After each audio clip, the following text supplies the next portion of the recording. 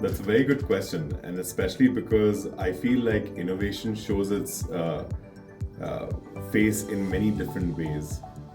Some innovation can be categorized as technical innovation, which is like appropriation of emerging new trends into day-to-day work.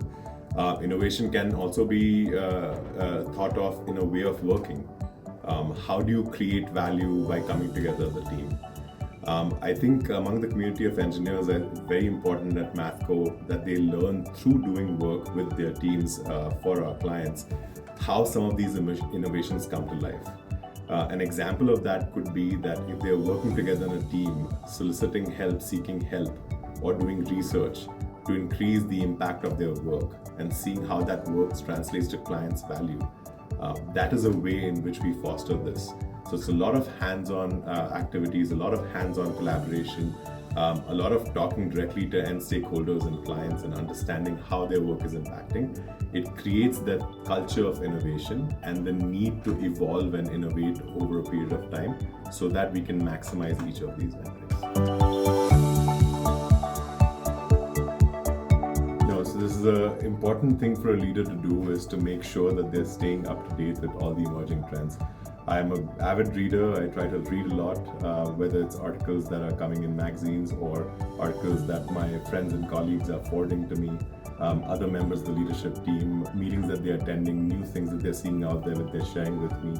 I try to stay up to date with all of that. But I think as a consultant, and I've been one for about 20 years now, the largest way in which I can learn about new emerging trends is through client conversations.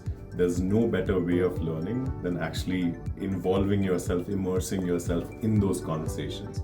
It's always those kind of brainstorming sessions when you're talking to leading experts, whether they be on your client side or your own teams, that you actually co-discover ways of how do you operationalize these emerging trends. Knowing these trends and staying up to date with them is definitely important, because you have to have your own point of view about these things. But to really see that translate to real world action, that's where I think you internalize some of these emerging trends, and you also get the ability to separate what is a buzzword versus what is real.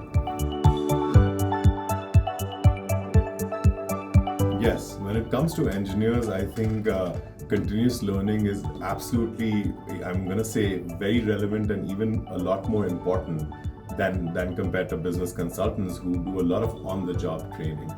At MathCo, we support various initiatives, whether it be training and coaching related, upskilling, or sharing stories from client work with other engineers who are not part of that client.